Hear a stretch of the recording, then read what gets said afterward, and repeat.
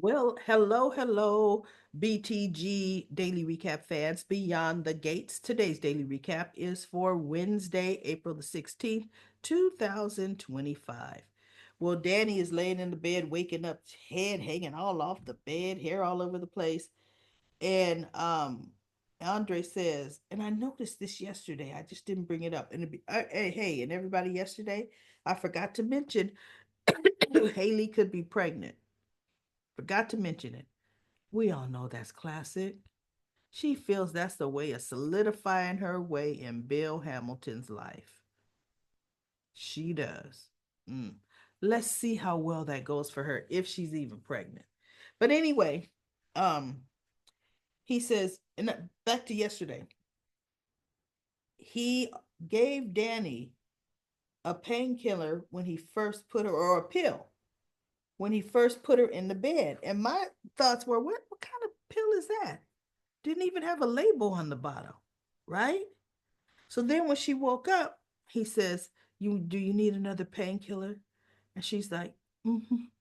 So he gives her one. And I thought, why is she taking painkillers?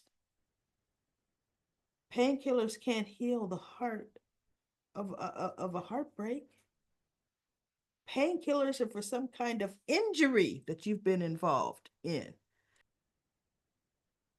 And I thought, oh Lord, she's gonna go from alcohol addiction to prescription medication addiction. I could see that storyline coming. But anyway, he was just telling her, you know what, Danny, no more. No more. She's like, no more what? And he goes, this is what, the third time that I've picked you up off the floor?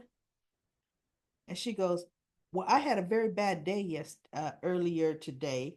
So I'm entitled. And he goes, but it wasn't just today, Danny. And he goes, this is just self-destructive. And then she started trying to belittle him. Hey, baby cakes, I didn't ask you for you. He goes, you know what, don't do that. He says, don't try to disrespect me. And so he ends up giving her a pep talk. Everybody gives her all these pep talks, right? Her father had just done that earlier that day, and she even said, you sound like my dad. You know, he said the same thing. And so he was just telling her, you are a force to be reckoned with. You're smart. You have connections. You have great instincts. He goes, you need to put that to good use, but you got to exercise some self care. Because he goes, like, he's the, I'm not down for this. And so, she ends up, so, kissing him again. They end up in the sack again, I'm sure. No, they actually don't. He ends up leaving.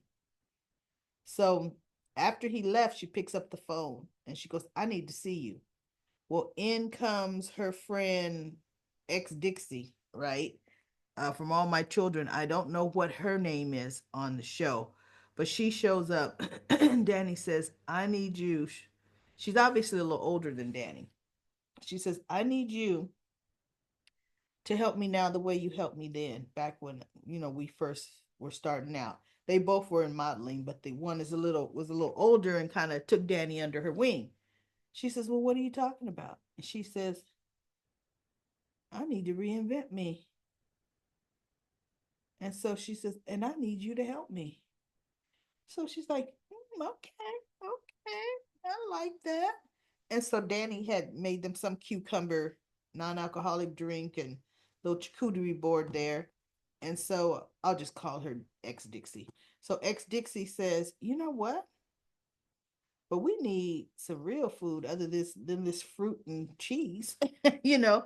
And Danny said, okay, let's go have dinner at the club, right? So they're getting ready to go to the club. Now, mind you, Bill is still, he's talking to Mike in his office.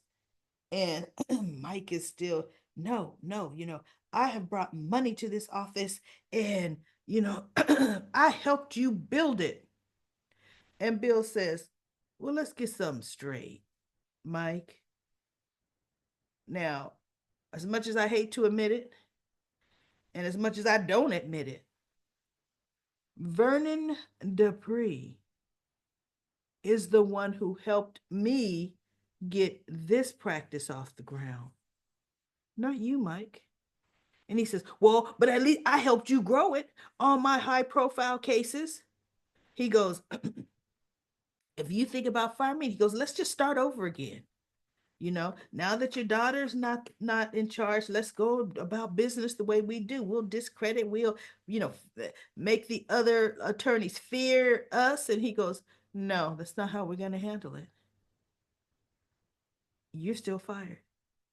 And he said, and all my $1 million clients go with me. And Bill says, no, they stay here at this firm. And he goes, you can't do that. You can't badmouth me to my clients. And he goes, I'm going to tell you something, Mike. I didn't have to badmouth you to your clients. Your reputation speaks for itself. So see, you are so entitled to feel you could say whatever you want to say. You have said it around everything, everyone. From when you go out to lunch, from when you at the clerks at the courthouse, employees at other firms when you go in, he goes, oh, everybody knows what you do, Mike. Because he goes, I will sue this firm if you try to keep my clients. He says, you don't want to do that. He said, because see, then your overly generous severance package goes away. He says, on top of the fact that you're not going to win. And he goes, you are ruining my chances of being an attorney, in this town. He says, no, we're not. But if you want to make it public, if you want to sue us, then your chances of getting a job in another firm will be gone. Because we're gonna fire you, give you a severance pay, and settle this lawsuit. Okay, you'll have an opportunity to land somewhere,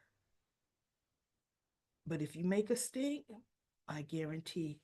So then Bill's standing up. When he's talking to him, Mike stands up and said, you know what, you got a lot of nerve. You're a hypocrite. You're the one who had an affair with a very young employee right here in this office most of the time, barely closing the blinds. And Bill said, oh, that pissed him off because he told him, don't talk about Haley, right? Before. He goes over to him, he grabs him, and he's gritting his teeth. And I said, well, you look like you mean that, right? And so Mike's like, okay. I did. I went a little too far. I went too far. Okay. And he goes, I'm going to tell you right now, you're going to get out my office. you know. So he, like lets him go. And Mike leaves the office. But watch, Mike's going to try to do something else. But not too much more because he's gone, realistically. So Bill calls Danny. My throat is cloggy, y'all. I think I'm trying to come down with something. So Bill calls Haley. She's at the club, and he goes, "You still there? My meeting went a little long. Uh, I'm on my way." She goes, "We don't have to eat here, Bill." He goes, "No, you know what? I do. I want to eat there. Just I'm on my way." So waiter, Danny and her friend walk in, and they see Haley sitting right there. But before Danny got there, she was like, "Excuse me," and of course, the waiter walks right past her. So Danny stops, and she tells her friend, no, she stops and she looks in her friend and said, what would a young Danny do? Because what they were saying is, we need to take you back to when you were 17, but meaning not act 17, but That mindset of I'm going to conquer the world is what they need now, right? Because what would a young Danny do? Danny says, could you go get us a table? She goes, yes, I will. So Danny sits down at Haley's table, and, and Haley's like, what do you want, Danny? And so she said, I'm just going to give you some advice. And she was telling him, uh, one thing I do know is Bill does love you. And Haley looked at her and says, well, I wasn't expecting that. She said, he looks at you the way he used to look at me. She said, Bill is going to love you until he doesn't anymore. She says, and you're never going to see that coming. You'll never see it coming. So, my advice to you is you make sure you have a plan B, Haley, because you don't have one. And she says, I I have a career, a successful one. And Danny said, Haley, you have a job. You have a job that is predicated on your relationship with the boss. See, I had a career that I gave up to be with Bill. And Haley said, like, right?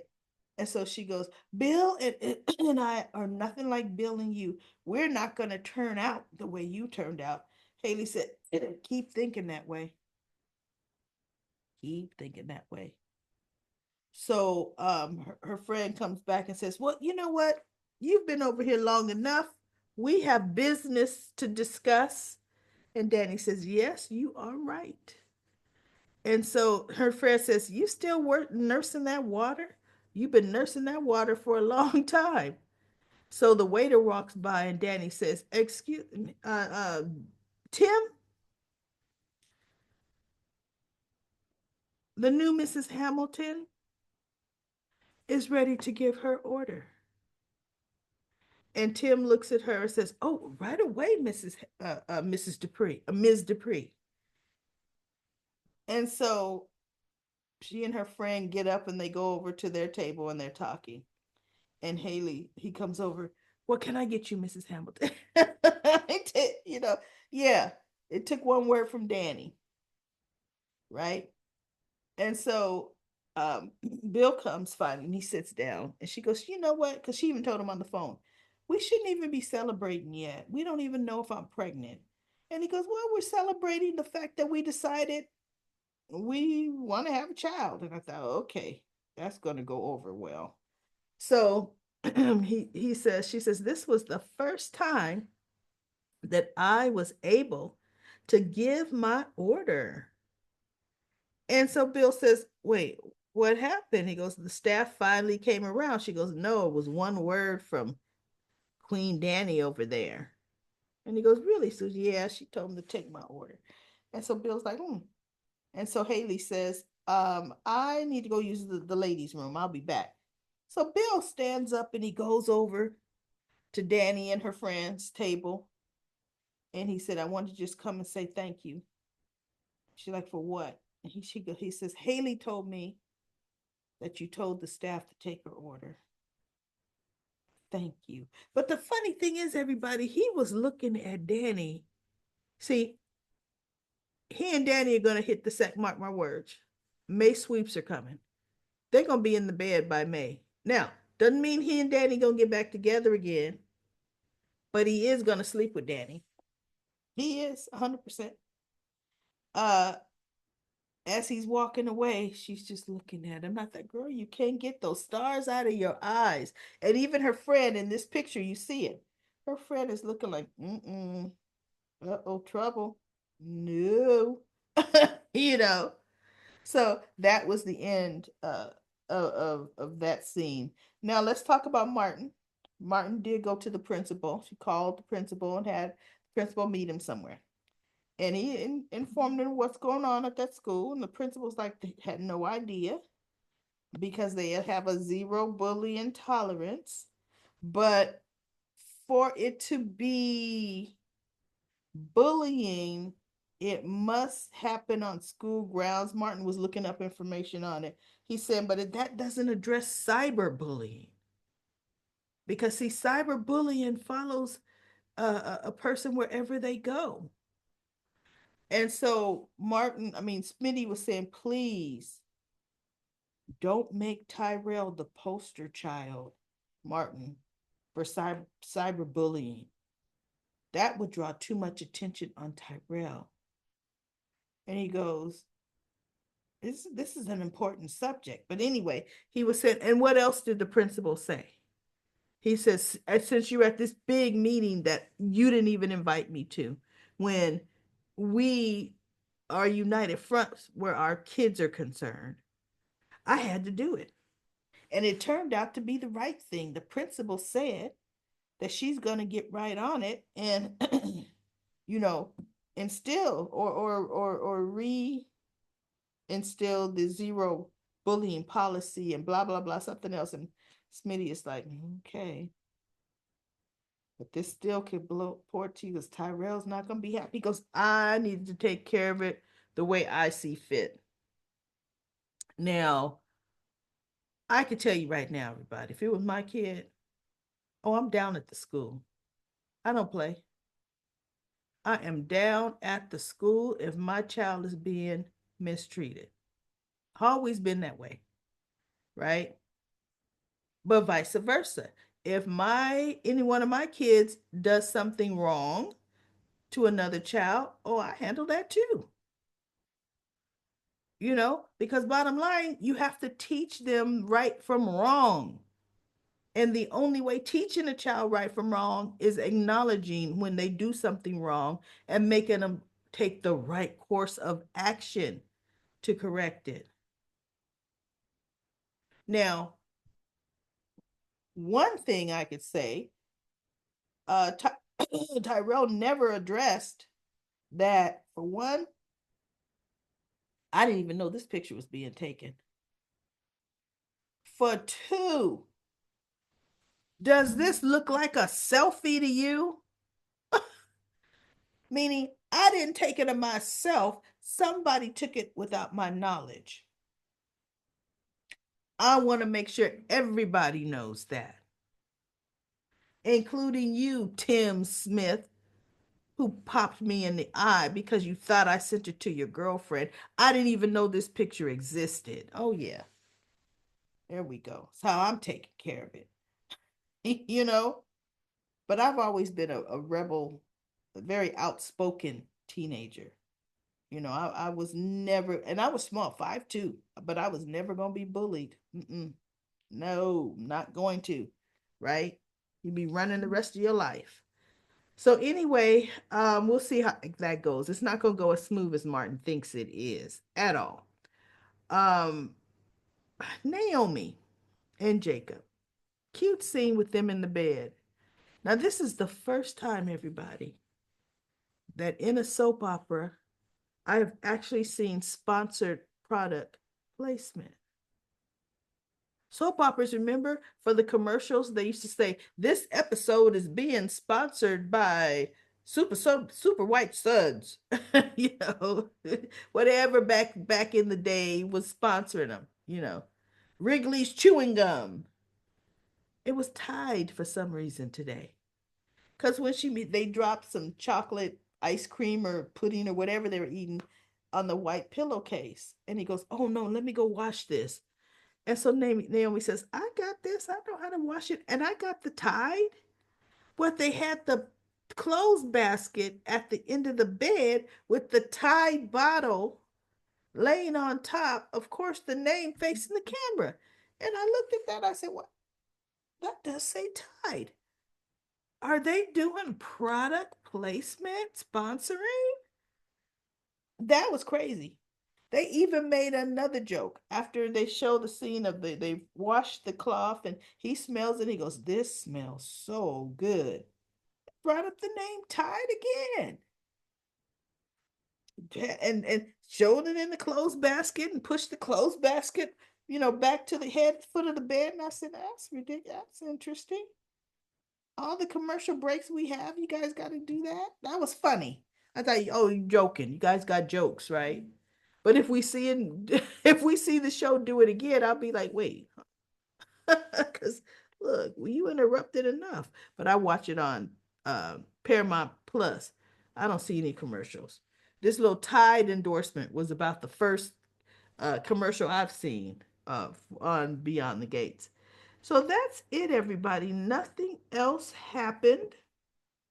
That is it for today's episode. Let's go to comment corner, comment corner. And I'm going to pull up my comments for Beyond the Gates. And let's get it going. We have Wendy says, Danny has too much to give. She has personality. She's perky and cute. She can be so much better. She is going she's also grieving her divorce. Losing Bill has really taken a toll on her. She needs therapy, maybe a long vacation with people who love her. On returning her needs and keeping her busy.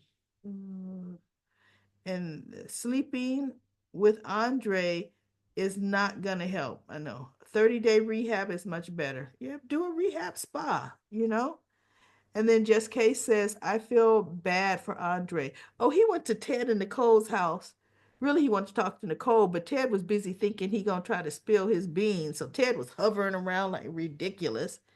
And Andre just says, I wanted to talk about the video I'm doing for your anniversary party. He wanted to make it all this love story between the two. And Nicole says, no, it's not going to be about that. And they both were like, wait, what? She goes, it's going to be real.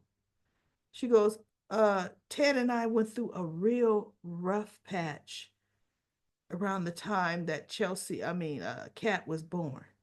She goes, married couples have rough patches. That's real. Don't make us some fantasy couple. She said, I had several miscarriages before Kat. I was not coping well. I put a wall up to myself, and I even was pushing Ted away, you know? So she says, no, we're going to, if we're going to tell a story, we want to tell a realistic story, which was interesting to me.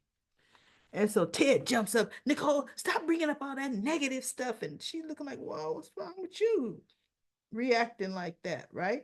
And Andre's looking like, why are you jumping like up like that? And so Ted ends up saying, Andre ends up saying, you know what? It is late. I came by way too late to talk about this. And so Nicole says, you know what? On that note, I'm going to go ahead and go to bed. So of course, him and Ted downstairs are talking about it again, and he goes, "Why were you overreacting like that, Uncle Ted? I thought you were going to tell her the truth." And he goes, "No, I'm not going to tell her that." He goes, "Well, it seemed like it to me." So anyway, let's get back to Jess K's question.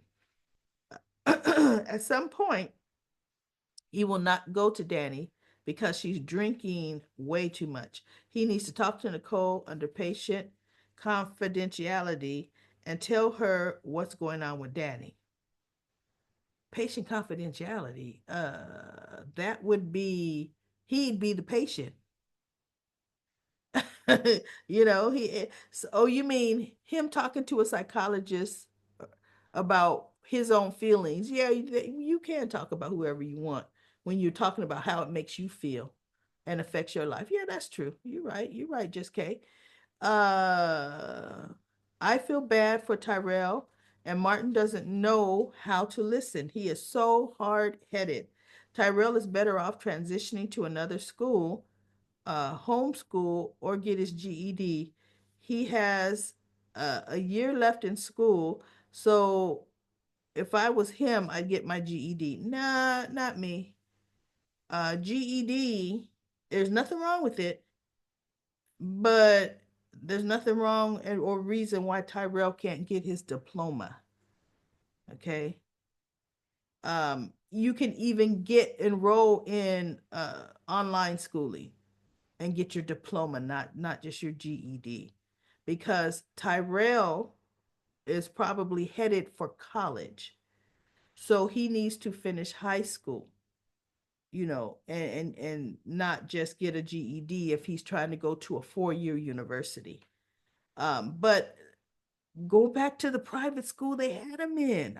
I don't get that. I don't know why they felt they had to put him in public school. Put both of them kids back in private school, right? Come on now. And then I need he talking about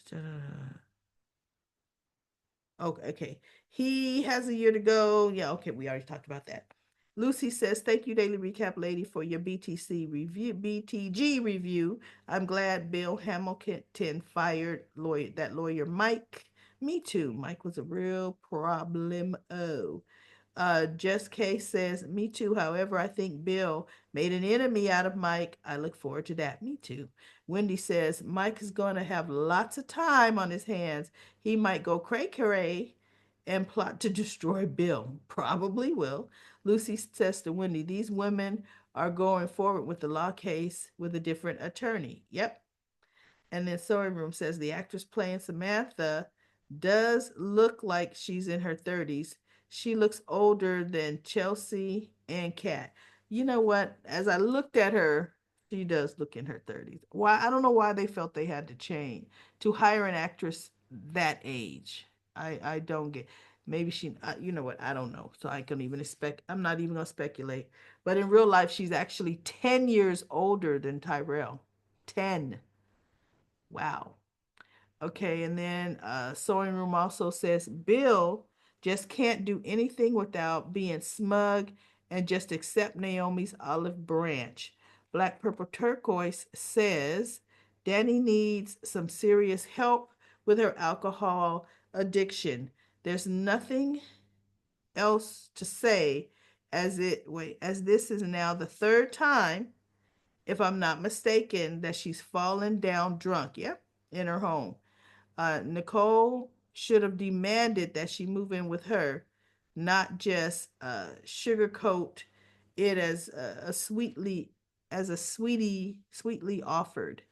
As her sister, I appreciate that, but as a psychologist, uh, I'm going to need for her to recognize that her sister's not well and get her some real help, qualified therapy and counseling. Glad Andre is there for her, but something it's got to give.